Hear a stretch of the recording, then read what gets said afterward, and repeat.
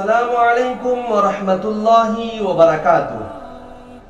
معزز ناظرین کرام، میرے بھائیوں، بہنوں اور ماؤں، کیا حال ہے؟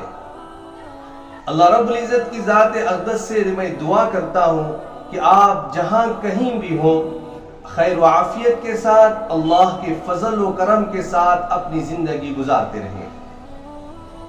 آج سنڈے اسپیشل ہے، ایک بہترین سا واقعہ آپ کی خدمت میں لے کر حاضر ہوا۔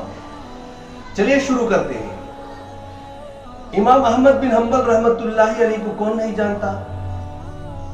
آج سعودی حکومت پورا کا پورا اپنا قانون امام احمد بن حنبل رحمت اللہ علیہ کے فقہ پر چلاتی ہے۔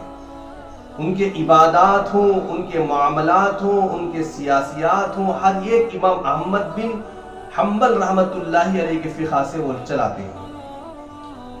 وہ اپنے زمانے کے بڑے فقیہ، بڑے امام تھے۔ ان کا ایک واقعہ کتابوں میں لکھا ہے، وہ واقعہ آپ کی خدمت میں پیش کروں گا۔ اس واقعے سے بہترین سبق انشاءاللہ ہم سب کو ملے گا۔ حضرت امام احمد بن حنبل رحمت اللہ علیہ ایک مرتبہ سفر کے لیے روانہ ہوئے۔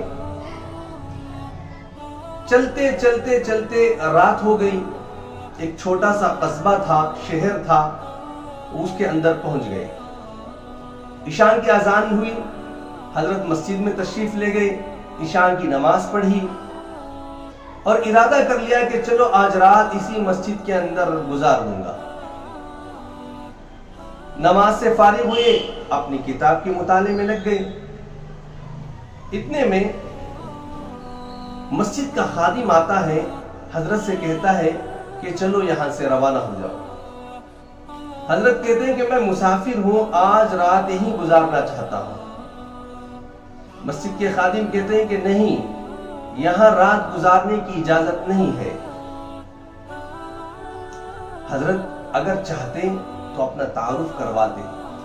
حضرت اپنے زمانے میں بہت مشہور تھے، لوگ حضرت کی کتابوں کو بہت ہی ذوق شوق کے ساتھ پڑھا کرتے تھے، حضرت کی کتابوں کا مطالعہ کرتے تھے، حضرت کا نام ہر جگہ پھیلا ہوا تھا۔ حضرت کا بس اتنا کہنا کہ میں امام احمد بن حنبل ہوں تو پھر تو کیا، مہمان نوازی کے ہر گھر سے صدائیں نکلتی، میرے گھر کو تشریف لائیں، میرے گھر کو تشریف لائیں۔ مگر حضرت کی طبیعت میں عاجزی و انکساری تھی، تو حضرت نے اپنا تعارف کروانا ضروری نہیں سمجھا، خاموشی سے اٹھے اور مسجد کے باہر ایک چھوٹا سا چبوترا تھا، وہاں پر آ کر بیٹھ گئے۔ تھوڑی دیر گزری، پھر مسجد کا خادم آیا، کہنے لگا کہ یہاں سے نکلو، یہاں ٹھہرنے کی آپ کو اجازت نہیں ہے۔ حضرت نے کہا کہ بھائی تھوڑا رحم کرو، میں مسافر ہوں، کہاں جاؤں گا۔ وہ ٹھنڈ کا زمانہ تھا، سردی کا زمانہ تھا، بہت کڑک سردی پڑ رہی تھی۔ حضرت اس سے کہنے لگے کہ بھائی میں کہاں جاؤں۔ وہ کہنے لگا جہاں چاہے جاؤ، مگر یہاں رہنے کی اجازت نہیں ہے۔ حضرت بڑے پریشان۔ اتنے میں مسجد کے قریب میں ایک نان بائی تھا، روٹیاں بنانے والا۔ وہ دیکھا کہ ایک بزرگ شخصیت ہے جو چاند جیسا چہرہ ہے، جن کے چہرے پر نور ٹپک رہا ہے۔ وہ نان بائی یہ سارا واقعہ دیکھا، اپنے کارخانے سے باہر نکلا اور حضرت کے پاس آ کر کہنے لگا کہ شاید آپ مسافر ہیں، آپ کو رات گزارنے کے لیے کوئی جگہ نہیں ہے، ٹھنڈی بڑی سخت پڑ رہی ہے، اگر آپ چاہیں تو میرے کارخانے میں تشریف لائیں، میں روٹی بنانے کا کام کرتا ہوں، وہاں پر چولہا سلک رہا ہے، انگار ہے، جس کی وجہ سے پورا کمرہ گرم ہے، آپ کو آرام بھی ملے گا، آپ کی رات بھی گزر جائے گی، پھر صبح آپ اپنے سفر کے لیے روانہ ہو جانا۔ حضرت کو اس سے بڑی چیز اور کیا تھی۔ حضرت خوشی خوشی اس کے ساتھ روانہ ہوئے، اس نان بائی کے گھر کے اندر تشریف لائے۔ اب حضرت کے لیے ایک بسترا بچھا دیا گیا، حضرت بیٹھے مطالعہ کرتے رہے، جب سونے کا وقت آیا کتاب بند کر دیے، اب حضرت لیٹنے لگے۔ نان بائی کی طرف دیکھا تو ایک عجیب عادت اس نان بائی کی تھی۔ وہ عادت کیا تھی؟ روٹی کا آٹا جب وہ گوندتا تو استغفر اللہ استغفر اللہ استغفر اللہ استغفر اللہ کہتا. جب روٹی پکانے لگتا جب بھی استغفر اللہ استغفر اللہ کہتا. جب روٹی پک کر آتی جب اس کو نکالتا جب بھی استغفار. یعنی ہمیشہ اس کی زبان پر استغفار کا ورد رہتا تھا. اب جب وہ اپنا پورا کام کر لیا, بستر پر آیا, بستر پر سونے کے لیے روانہ ہوا, جب بھی اس کی زبان سے استغفار نکل رہا تھا. جب سو گیا, رات میں جب وہ کروٹ بدلتا جب بھی استغفار کرتا, جب پلٹتا جب بھی استغفار کرتا. پوری رات اس کی ہی حالت تھی, استغفار استغفار استغفار. جب صبح ہوئی, حضرت نکلنے کے لیے چل پڑے. حضرت جانے سے پہلے اس نان بائی سے بات چیت کی. اس نان بائی سے پوچھا کہ میں آپ کی ایک بہترین عادت نوٹ کیا. اس نے پوچھا کہ حضرت وہ کیا بات ہے؟ حضرت نے فرمایا کہ میں جب سے آپ کے یہاں ٹھہرا ہوں آپ ہمیشہ استغفار کر رہے ہیں.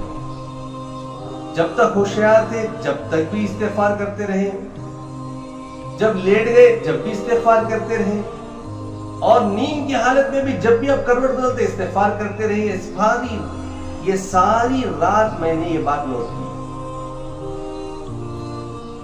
تو حضرت پھر پوچھنے لگے چلو یہ بتاؤ کہ اس کا کوئی فائدہ تمہیں نظر آیا؟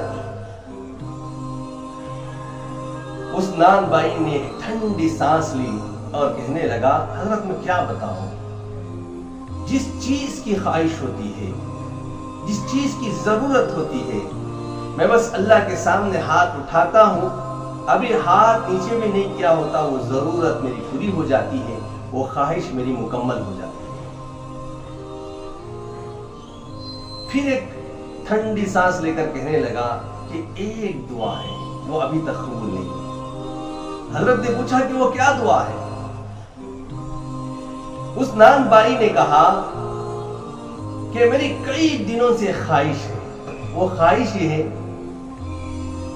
کہ امام احمد بن حنبل رحمت اللہ علیہ کے بارے میں نے بہت سنا ہے. بڑے محدث ہیں, بہترین فقیہ ہیں, اعلیٰ درجے کے ذہین فتین آدمی ہیں, تقوی ورع کے پہاڑ ہیں. میرا دل چاہتا ہے کہ حضرت سے ایک مرتبہ ملاقات کروں. حضرت مسکرائے, کہنے لگے کہ واہ بھائی واہ, تیری آج یہ خواہش بھی مکمل ہو گئی. وہ نان بھائی بڑا حیران ہوا, کہنے لگا کہ حضرت وہ خواہش کیسے مکمل ہوئی, ابھی میں ان سے ملاقات ہی نہیں کیا. حضرت نے کہا ملاقات تو کیا, ان کی میزبانی بھی تو نے کر لی. جس بندے سے تو بات کر رہا ہے, جس بندے کے لیے تو نے رات ٹھہرنے کا ٹھکانہ دیا ہے, وہی امام احمد بن حنبل ہے. جو تجھ سے بات کر رہا ہے وہی احمد بن حنبل ہے.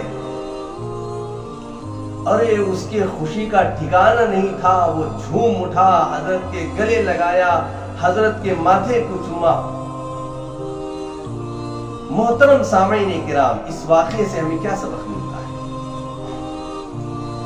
حضور اکرم صلی اللہ علیہ وسلم نے فرمایا جو بندہ استغفار کثرت سے کرتا ہے اس کے لیے 3 انعامات ہیں. سب سے پہلا انعام اللہ اس کی روزی کو آسان کر دیتے ہیں, اور ایسی جگہ سے روزی دیتے ہیں کہ اس کا وہم و گمان بھی نہیں ہوتا وہاں سے روزی ملے گی. دوسری چیز, چاہے اسے کتنی بھی پریشانی کیوں نہ ہو, چاہے وہ کتنی بھی بڑی مصیبت میں اٹکا ہوا ہو, اللہ رب العزت اس کو نکال لیتے ہیں. اور تیسری چیز, اللہ رب العزت اس کے گناہوں کو بخش دیتے ہیں. تو ہم سب کو چاہیے کہ کثرت سے استغفار کریں, اپنی مصیبتوں کو دور کریں, اپنی خواہشوں کو پوری کریں. ہم اپنی خواہشوں کو پوری کرنے کے لیے, اپنی ضرورتوں کو پوری کرنے کے لیے کہاں کہاں پھرتے ہیں, گاؤں گاؤں, شہر در شہر. جو آدمی صرف یہ معمول بنا لے استغفار کو کثرت سے کرے, کثرت کم سے کم 300 کے اوپر کے کرنے کو ہمارے اکابرین نے کثرت لکھا ہے. اپنی خواہشیں پوری کرنے کے لیے ادھر ادھر بھٹکنے کی ضرورت نہیں. جس مقام پر رہتا ہے, جہاں رہتا ہے, اللہ اس کے مقام پر, اس کے قدموں میں اس کی خواہشیں پوری کرتے ہیں. جیسے اس نان بائی کی خواہش پوری. آج کے لیے اتنا ہی. یہ واقعہ آپ کو کیسے لگا کامنٹ میں ضرور بتلائیں.